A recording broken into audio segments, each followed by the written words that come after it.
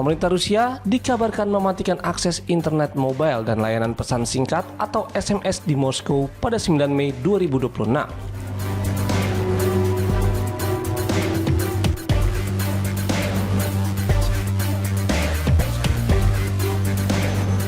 Sebagai bagian dari pengamanan Parade Victory Day di Lapangan Merah.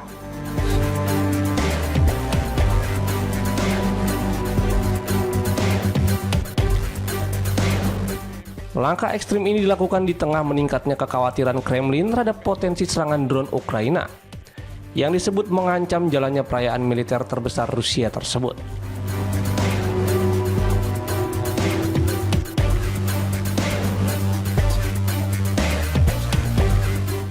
Media pertahanan Ukraina, Militerny, melaporkan pembatasan jaringan dilakukan untuk mengantisipasi kemungkinan serangan udara.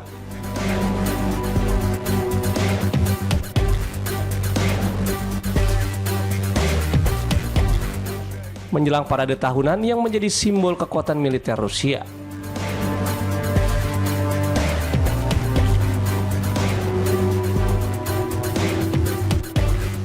Kementerian Pengembangan Digital Rusia disebut telah menginformasikan bahwa akses internet mobile akan dibatasi sepenuhnya selama parade berlangsung.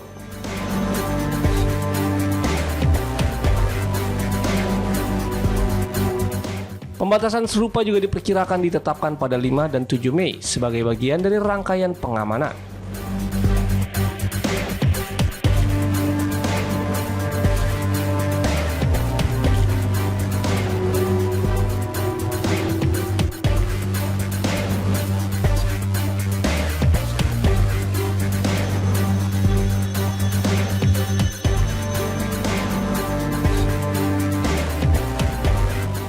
Tak hanya layanan internet mobile, sistem pesan singkat atau SMS juga dilaporkan ikut terdampak. Bahkan sejumlah platform digital yang biasanya masih dapat digunakan saat pembatasan jaringan diberlakukan, disebut akan diblokir sementara.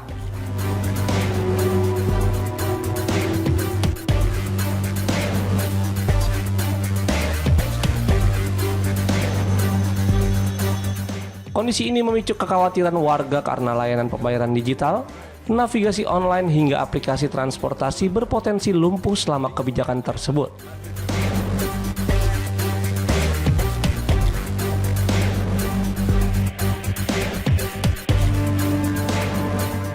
Di sisi lain, Rusia juga dilaporkan memperkuat sistem pertahanan udara di sekitar Moskow dengan menambah pengerahan rudal pertahanan udara jarak jauh S-400.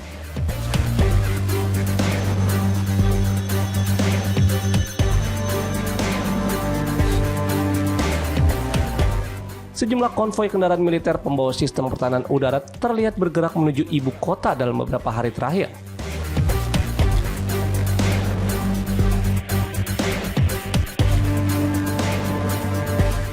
Parade Victory Day tahun ini pun disebut akan berlangsung lebih terbatas.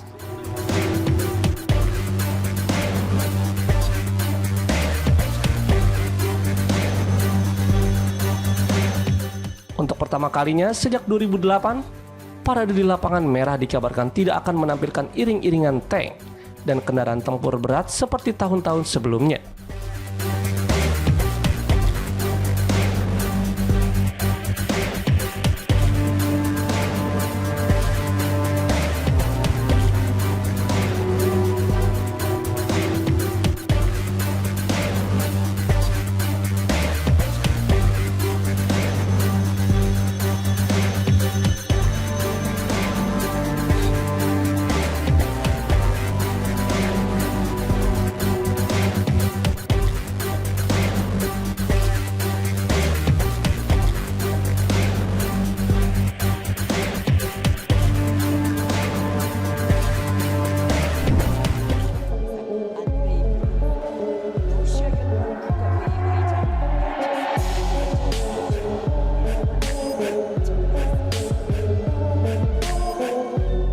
Korea Utara telah mengubah konstitusinya sehingga militernya diwajibkan meluncurkan serangan nuklir balasan apabila Kim Jong-un dibunuh oleh musuh asing.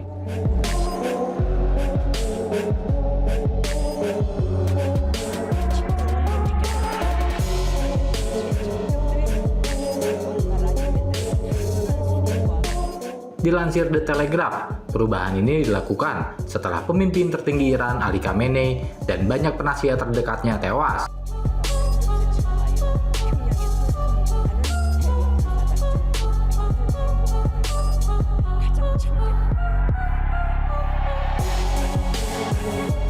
Dalam serangan pada awal operasi gabungan Amerika Serikat Israel terhadap rezim di Teheran.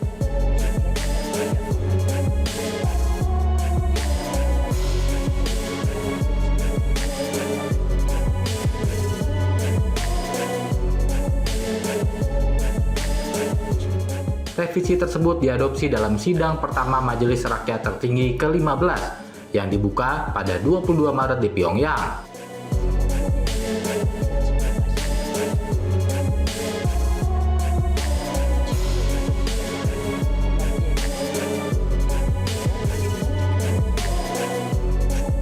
Perubahan itu dipublikasikan pada Kamis melalui pengarahan kepada pejabat senior pemerintah Korea Selatan dan Badan Intelijen Nasional Korea Selatan atau NIS.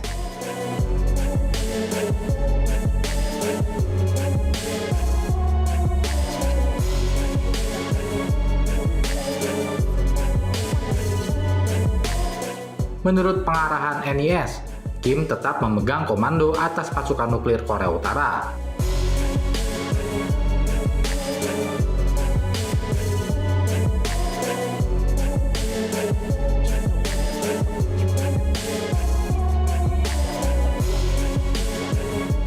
Tetapi perubahan ini secara resmi menetapkan prosedur serangan balasan jika ia tidak mampu menjalankan tugas atau terbunuh.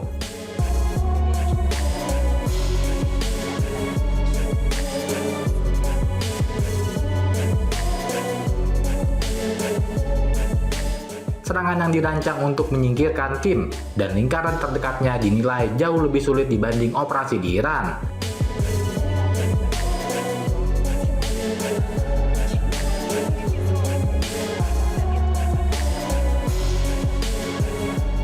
Perbatasan Korea Utara praktis tertutup rapat, dan sedikit diplomat asing, pekerja bantuan, serta pebisnis dari negara-negara sahabat yang masuk ke negara itu diawasi ketat.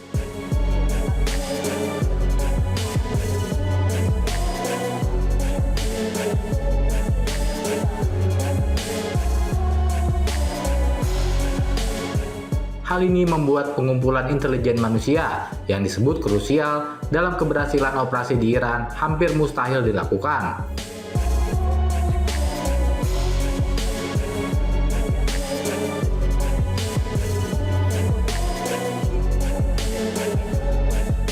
Dilaporkan bahwa intelijen Israel mampu melacak lokasi para pemimpin Iran setelah meretas kamera lalu lintas di Teheran.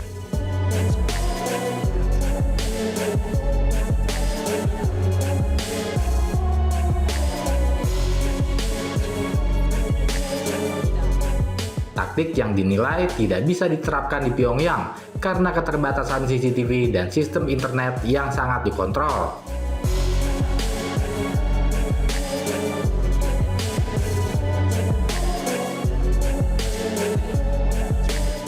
Kim diketahui sangat khawatir soal keamanan pribadinya dan selalu dikawal pengawal.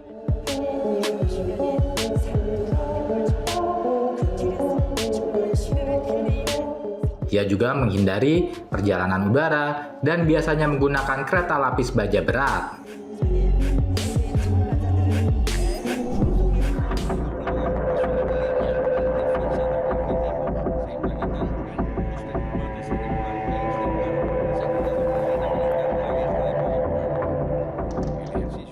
Pemerintah Kuba menggelar latihan militer besar-besaran pada Jumat 8 Mei 2026 sebagai langkah kesiapsiagaan menghadapi meningkatnya ketegangan diplomatik dengan Amerika Serikat.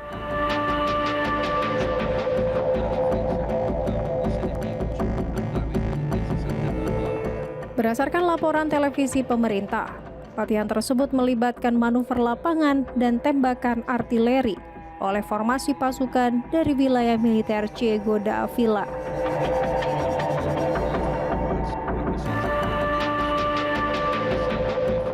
Kegiatan yang dipusatkan di Pusat Studi Angkatan Darat Villa Clara ini dipimpin langsung oleh Kepala Angkatan Darat Pusat Jenderal Divisi Raul Villar Castle.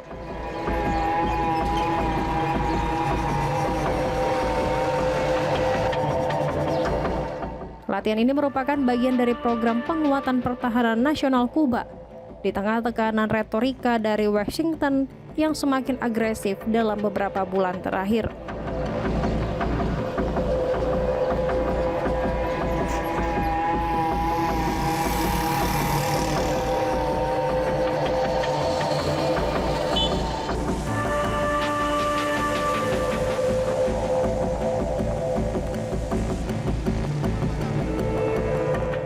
Ketegangan antara kedua negara meningkat drastis setelah Presiden Amerika Serikat Donald Trump memperketat blokade ekonomi terhadap pulau tersebut.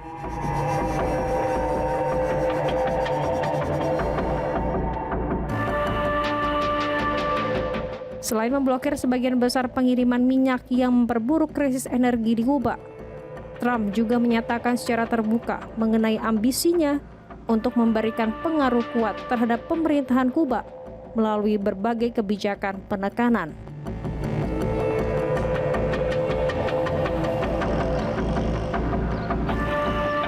Sebagai respon, Presiden Kuba Miguel Diaz-Canel mengancam perluasan sanksi ekonomi yang ditandatangani melalui perintah eksekutif Amerika Serikat pekan lalu sebagai bentuk paksaan internasional.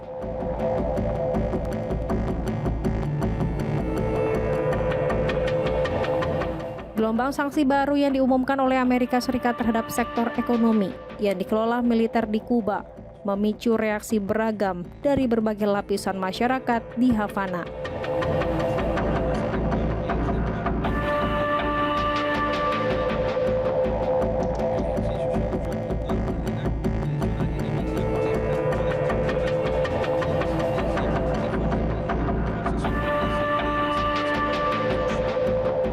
Mulai dari jajaran pejabat pemerintah hingga warga sipil, situasi ini menciptakan suasana yang penuh dengan sikap penantang, ketakutan, serta ketidakpastian yang mendalam mengenai masa depan ekonomi pulau tersebut.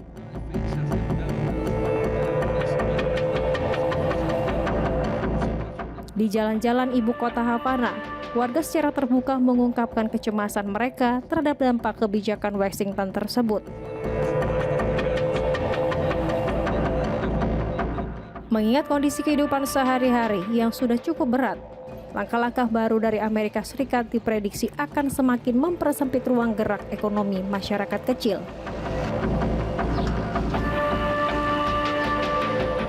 Seorang warga yang berprofesi sebagai juru masak, Amaury Godinez, berpendapat bahwa tekanan ekonomi dari Washington kemungkinan besar akan terus berlanjut dan semakin ketat.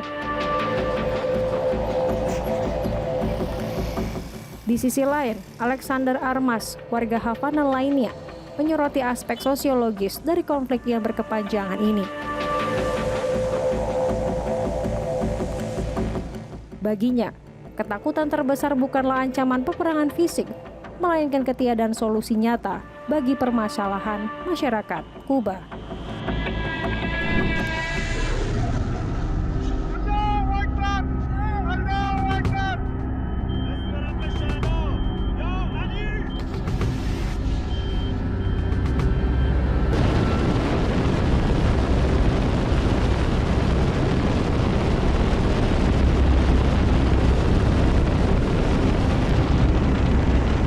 Gencatan senjata antara Iran dan Amerika Serikat kembali memanas setelah kedua pihak terlibat bentrok di sekitar Selat Hormuz.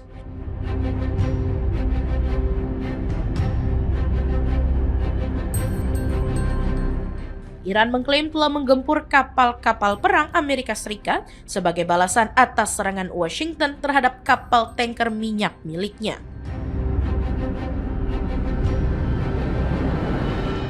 Militer Iran menuduh pasukan Amerika Serikat melanggar kesepakatan gencatan senjata yang berlaku sejak 8 April lalu.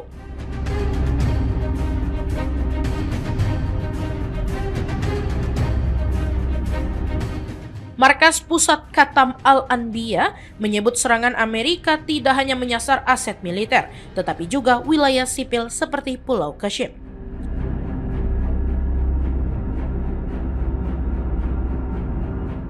Teheran bahkan menuding Washington dibantu sejumlah negara kawasan dalam operasi terbaru tersebut, meski tidak menjelaskan lebih lanjut negara yang dimaksud.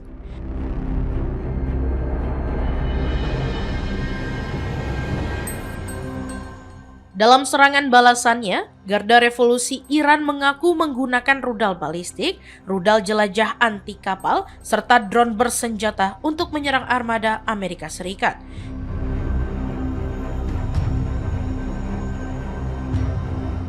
Kantor berita Tasnim melaporkan 3 kapal perusak Amerika sempat diserang hingga bergerak menjauh ke arah Teluk Oman.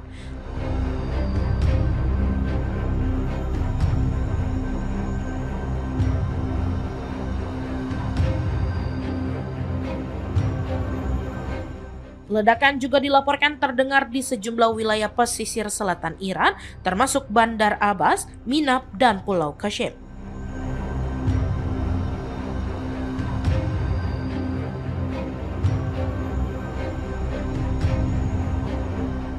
Iran mengklaim serangan itu menimbulkan kerusakan besar pada kapal-kapal militer Amerika.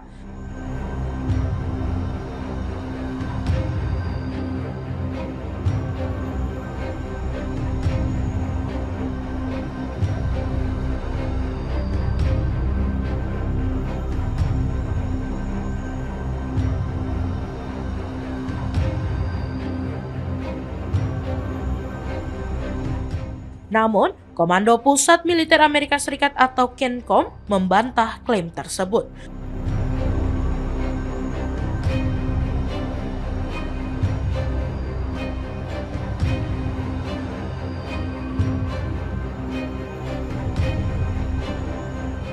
Washington menyatakan pasukannya hanya membalas serangan Iran yang disebut tidak diprovokasi.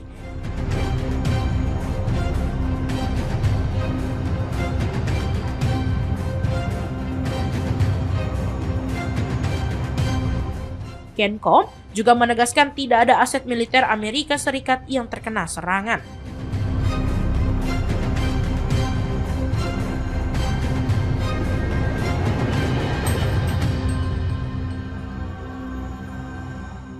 Meski begitu, Amerika mengaku tetap dalam posisi siaga penuh untuk melindungi pasukan dan jalur pelayaran di kawasan.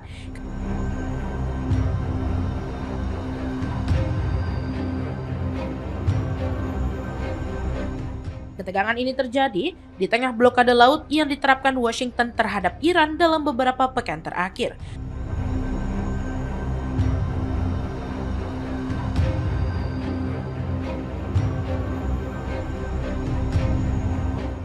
Amerika Serikat diketahui telah menyita sejumlah kapal Iran dan memaksa beberapa kapal lainnya putar balik sebelum mencapai tujuan.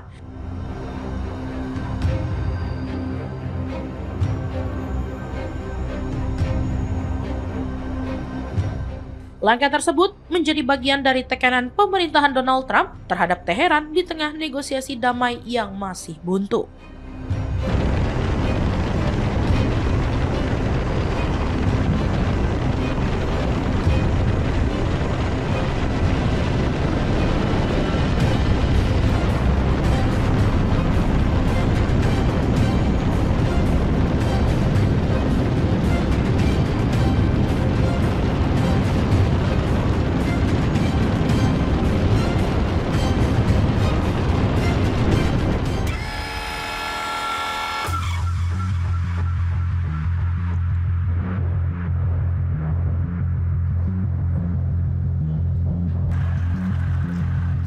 Rusia melancarkan serangan balasan ke sejumlah posisi militer Ukraina setelah menuding Kiev terus menggempur wilayah tempur saat gencatan senjata berlangsung.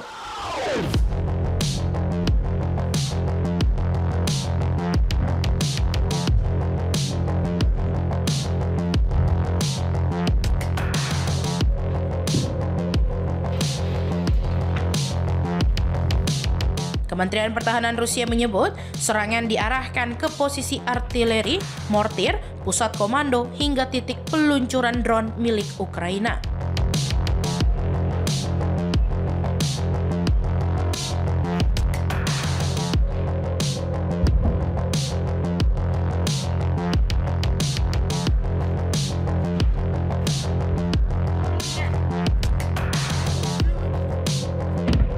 Menurut Moskow, operasi itu dilakukan setelah pasukan Ukraina berkali-kali melanggar gencatan senjata yang diumumkan Presiden Vladimir Putin untuk memperingati Hari Kemenangan 9 Mei.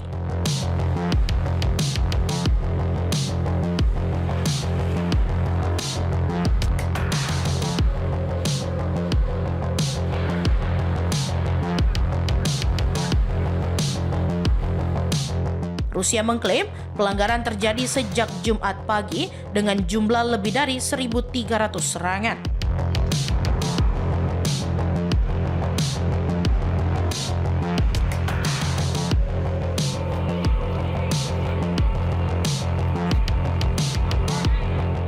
Kiev dituduh mengerahkan drone, artileri, tank, hingga roket jarak jauh di sejumlah area pertempuran.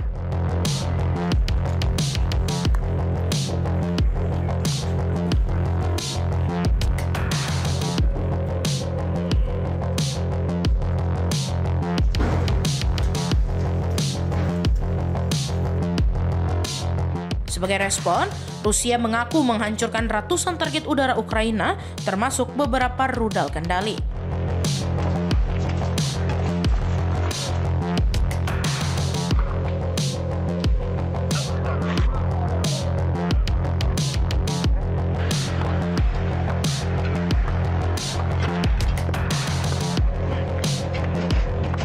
Ketegangan ini memperlihatkan gencatan senjata yang diumumkan Moskow belum benar-benar berjalan di lapangan.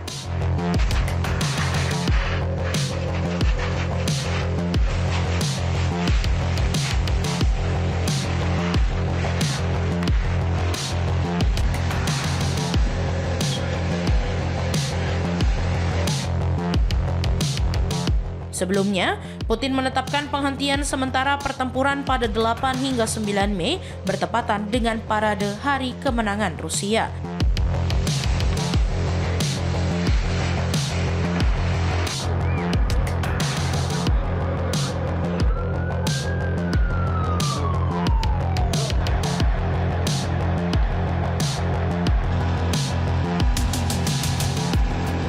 Namun Presiden Ukraina Volodymyr Zelensky menolak keputusan sepihak tersebut dan menyebut Kiev tidak pernah menerima pemberitahuan resmi dari Moskow.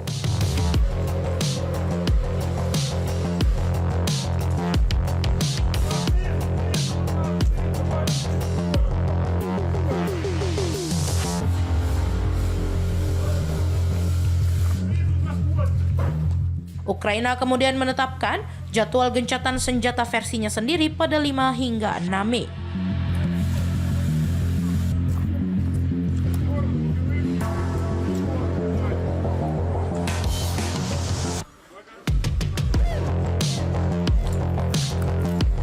Beberapa hari sebelum parade digelar, Rusia juga sempat memperingatkan akan menyerang Kiev secara besar-besaran jika Ukraina mencoba mengganggu perayaan di Moskow.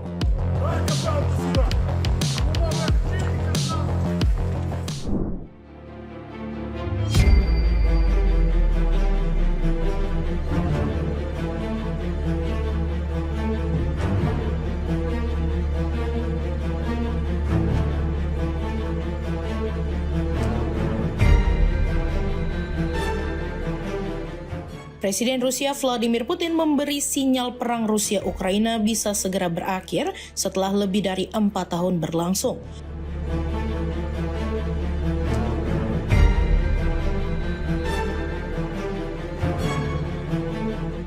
Dalam pernyataannya di sela perayaan Hari Kemenangan 9 Mei, Putin mengatakan konflik dengan Ukraina menurutnya sudah mendekati akhir.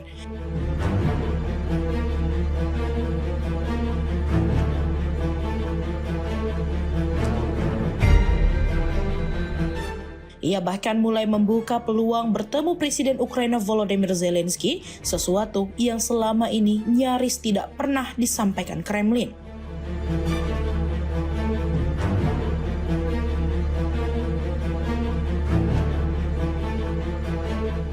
Putin mengatakan pertemuan dengan Zelensky kemudian dapat dilakukan di negara ketiga setelah ada kesepakatan akhir terkait penyelesaian perang.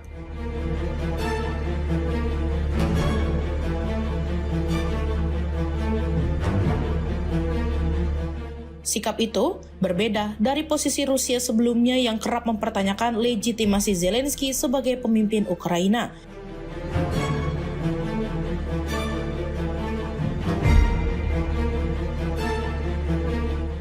Di saat yang sama, Financial Times melaporkan para pemimpin Uni Eropa mulai mempersiapkan kemungkinan pembicaraan baru terkait konflik Rusia-Ukraina.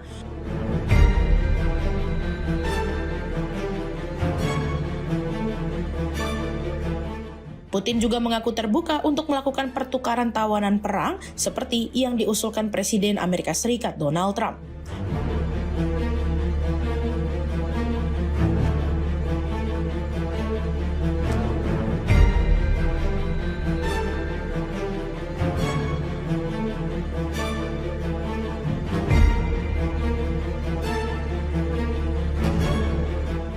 Menurut Putin, Moskow sudah lebih dulu mengirim daftar 500 tawanan perang Ukraina kepada Kiev pada 5 Mei untuk proses pertukaran.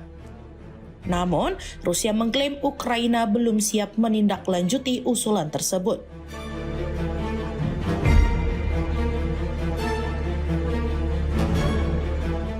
Putin juga menyinggung pembicaraannya dengan Trump pada akhir April lalu, termasuk soal rencana gencatan senjata saat perayaan Hari Kemenangan Rusia.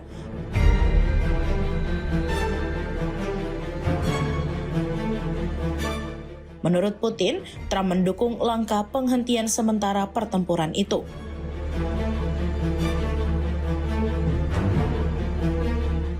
Meski begitu, Rusia tetap menuduh Ukraina berkali-kali melanggar gencatan senjata sejak mulai berlaku pada 8 Mei.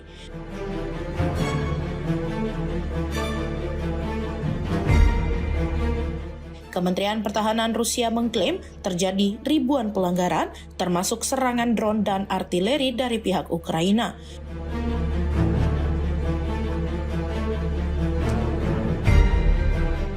Putin juga menjelaskan alasan parade Hari Kemenangan tahun ini digelar tanpa tank dan peralatan tempur berat.